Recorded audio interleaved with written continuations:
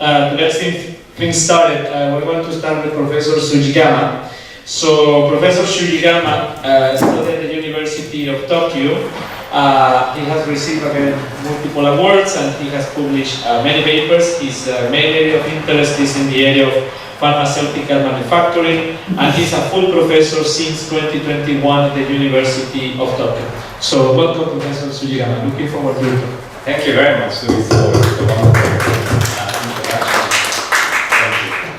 And also thank you, Shi and Rafi, for giving me this wonderful opportunity to present to you our work on hybrid molding approaches for pharmaceutical processes. And let's launch. Yes. So this is my group. We are around 30 people in the group.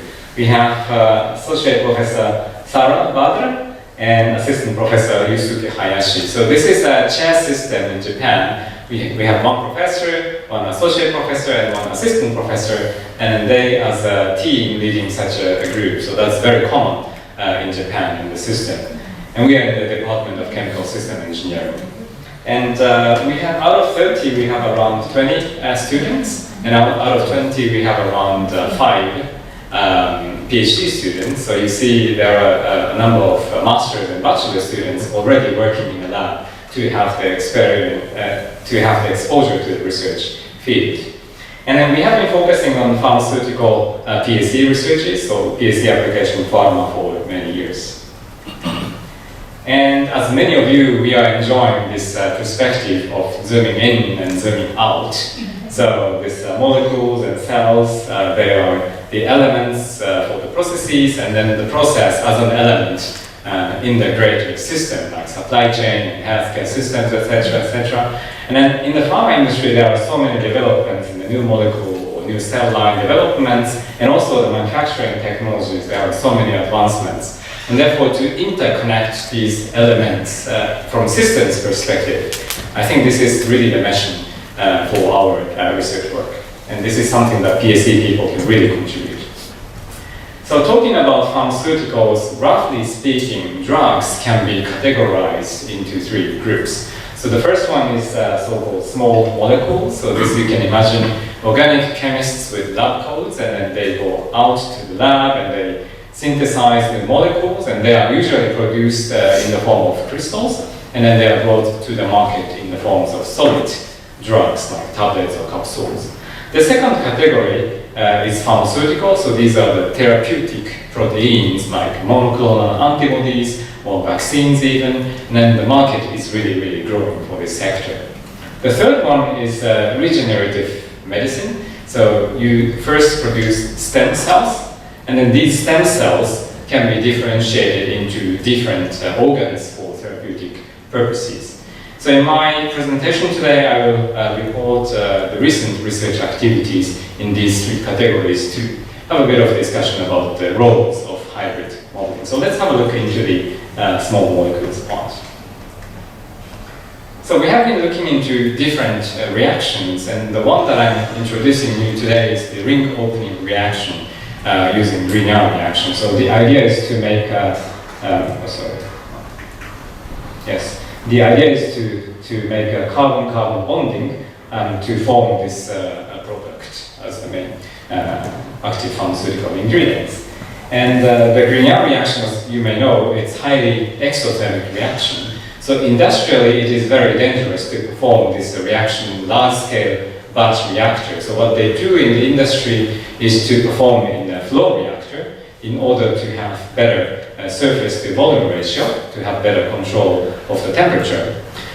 And for modelers, since it involves flow, it's pretty much difficult to model, but you have a choice, of course, to go for fancy fluid dynamics simulation. But we found a way around by describing the flow behavior with a simple Reynolds number and then incorporating it into the kinetic models. That was one trick we made for the modeling. And the other topic was the impurity. So this byproduct was hard to model with the full mechanistic model. So we borrowed the help of data-driven approaches. So this is the story I will share with you today. So So this is the experimental setup. We performed a set of experiments with the pharmaceutical producer Shionogi Pharma in Japan. And then these are the setup. So you have inlet materials going into the system. You have a tube reactor. This tube reactor has the inner diameter of around 1 millimeter to 2.4 millimeters. So it's not microchemistry, it's millichemistry in a way. And then in order to get the product and the byproduct too. And we varied these temperatures and the inner diameter and other parameters with 3 levels in order to have 81, in total 81 conditions in order to measure concentration of different products and materials. So these are the set of equations we took pen and paper. And to describe the mass balances of the inlet materials and outlet materials, and also the heat balance equation, which was important for the Grignard reaction. And we hoped that it would work, but these byproduct related terms were not working well. We tried really different models, but because of the lack of the full mechanistic understanding of the byproduct formation, we could not come up with a good model. Therefore, we went out for hybrid modeling. So this is the scheme. So the first module calculates the concentration of the main materials and also temperature profiles. But these outcomes are also fed into the black box component. And then together with the experimental results, we come up with the byproduct concentration simulation. So that's the hybrid approach we took in order to describe the byproduct concentration profiles. So this is the model performance. As you see, it can follow well the experimental results for the main materials and also for the byproduct materials. I'm not showing everything because we have the 81 set of 81 combinations of the measurements. I'm just showing part of it, but sensitive part. So we found out that the main materials are sensitive to the inner diameter changes, and also the byproduct was sensitive to the temperature changes. But even for these sensitive parts, the model could follow the behavior, and therefore we concluded that the model performance is well enough. So once when we have a good model, then we are free to explore different things. And what we did for this study was to come up with the so-called design space, or in PSD terminology, feasible operating range. So you come up with a feasible operating range that fulfills all the constraints. In our case was the yield, which is productivity relevant, and the temperature change, which is safety relevant, and the process mass intensity, which was environmental relevant. So this is the range that the pharmaceutical company can operate within, so that they can comply with a lot of different constraints. So this is industrial relevant. So this effort has been led by Jun, who made the PhD out of this study, and also he's staying with us as a postdoc. And we have been looking into different reaction pathways, and we could publish the work through the editorial desk of Industrial Energy and Chemistry Research, and we are happy about outcomes so far. Looking into the biopharmaceuticals, yes, so we have been looking into the so-called monoclonal antibodies. These are the therapeutic proteins for cancers, and recently there is a product approved for Alzheimer's diseases. So these are very much relevant for our healthcare system. So we have a bioreactor, and within the bioreactor there's a lot of things going on. So the cells, they are growing and they have metabolic activities. At some point they start to produce this MAB, this is the main product, but the cells are also dying, and then they start to emit some impurities like host cell protein, DNA, and cell debris. And in the light of the downstream processing, it is very important to come up with a good model that can estimate the impurity generation from the system. And that's why we first went out for this simple ODE equations to describe the time changes of the viable cell density, MAB concentration, metabolite concentration, dead cell, and then impurity concentrations with using the monotype equations. But we hoped that these models could work, But the challenge was that the recent cell lines, the metabolic activities are so complicated. So these actually, and especially these glucose and lactate concentrations were not able to be described by such simple set of equations. Therefore, we borrowed the help of data-driven components. So we actually overrode these equations with this very simple principal component regression models with incorporating dissolved oxygen, pH, temperature, agitation rates, etc., that were not in the original set of mechanistic equations. But we somehow incorporated these parameters into the models. That was the hybrid approach we took. And the model worked very well. So you see the experimental profiles could be well described by our model. And I want to draw your attention especially to the lactate concentration. So you see the lactate is first generated, and then when the glucose is depleted, the cells, they start to consume the lactates that they have been producing. So that's very interesting. And then when the glucose is back again, then the cells, they start to generate again. So that's an interesting behavior. And then our original model could not really follow this up and down, but since we have this data-driven component, it can follow this up and down very nicely. And since lactate can be modeled, then it can describe the cell death and the impurity generation, and therefore this HTP concentration and DNA concentration changes can be described very well with our model. And since we have used the PCR, the principal component regression, you can look into the loading factors in order to have some interpretation about this data-driven component. In our case, this dissolved oxygen was the parameter that was first introduced in the data-driven component, was standing out in this loading factor analysis. So this gives actually a lot of hints for the new generation modeling. So when we develop a new model, try to incorporate the dissolved oxygen concentration. So that's the hint we got from this analysis, and that's what we are doing back at home in Tokyo. So the work was done by Kozue, who actually made a PhD in the last March, and now she's in the pharmaceutical industry to contribute from the industrial side, and there was an intensive supervision from Sarah for this work.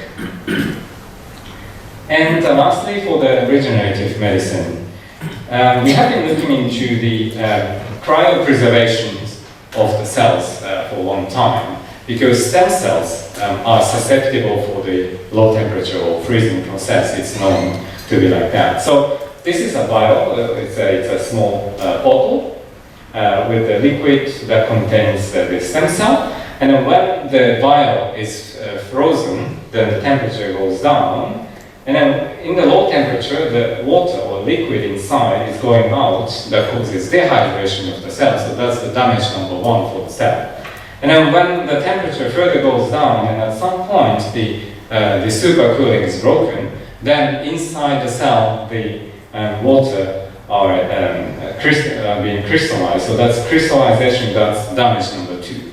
And these two factors are known to be the damage for animal cells during the cryopreservation. That's known for decades and for this process. And then we made a model based on these two-factor, so-called two-factor theory, but with incorporating these decision variables in the model.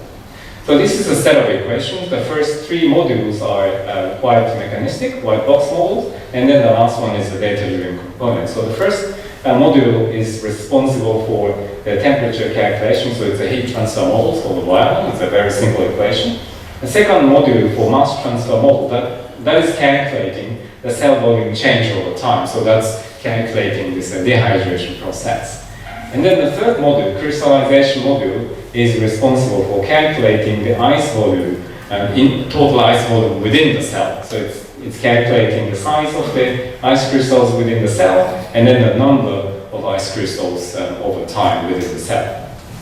So these are white box models, but our ultimate goal was to calculate the cell survival rate at the end. But the science is not yet matured in a quantitative basis to calculate this. And therefore, we based our model based on this two-factor theory to come up with this very simple equation that calculates the cell survival rate as a function of the cell volume change and the ice crystal volume. And of course, when we have this statistical model, then we need to do the parameter estimation for these omega parameters.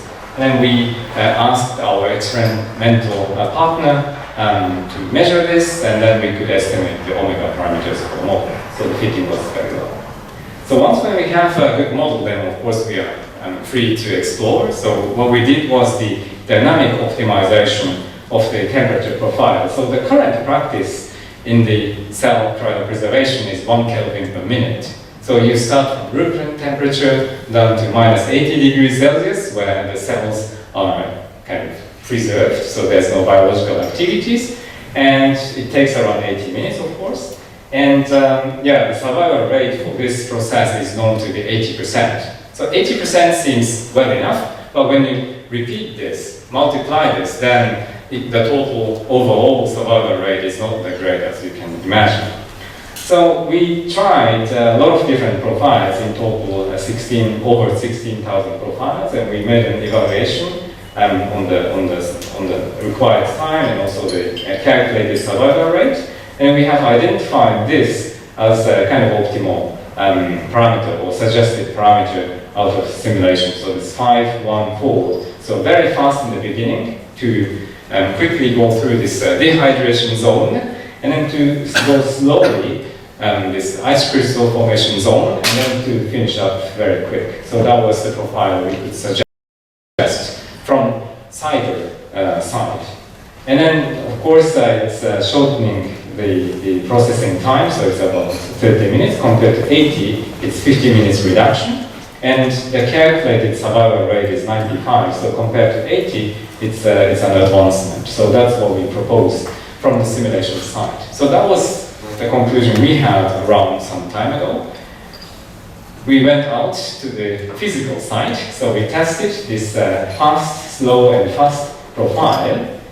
So that was a set profile. The observed profile was obviously there was an overshoot of the profile, so the reality is not that easy. And then we didn't want to change the equipment, we didn't want to change the control parameters. Therefore, we tried a bit of milder profile, so 4-4, so it's fast, slow, fast, but still a little bit mild, so the change is not that great. And then the observed profile was kind of better than this one.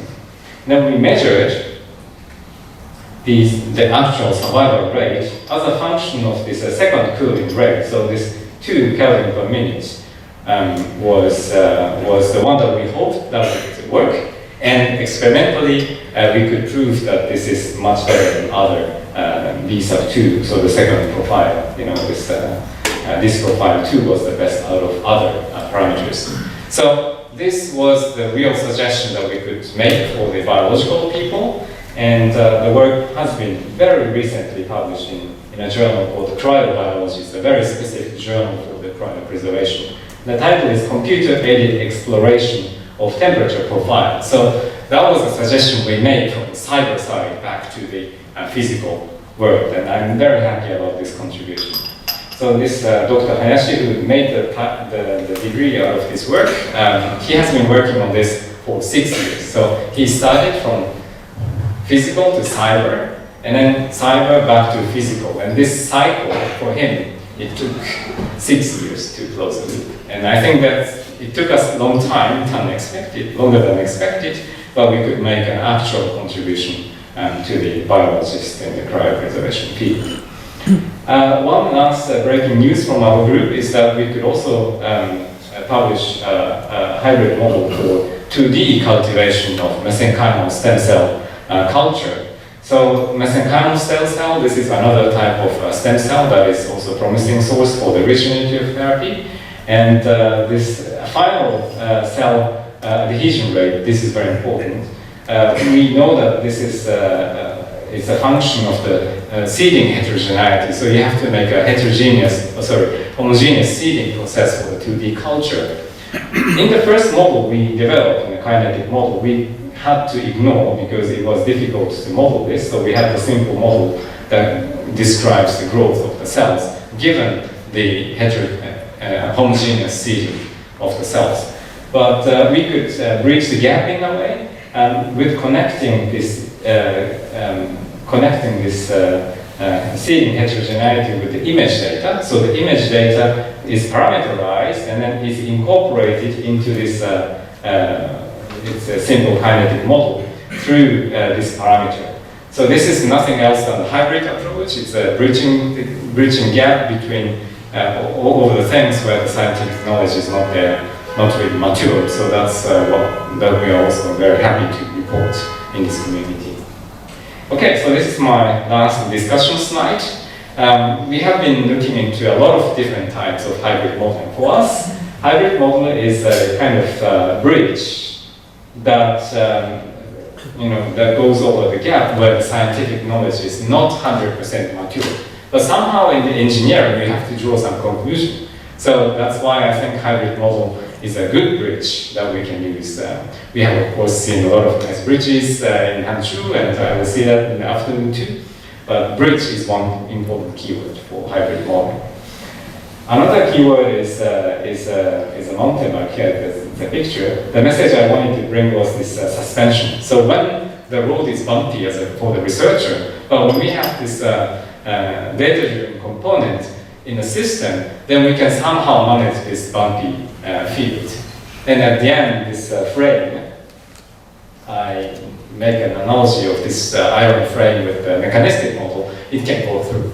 But then this data-driven component can be a kind of shock absorber for the researchers going through this bumpy road. And hopefully we can make a bit of cyber and physical cycles with the help of hybrid modeling. Okay, I want to thank my funding agencies and experimental collaborators, and I want to thank you for your kind attention to my talk. Thank you very much.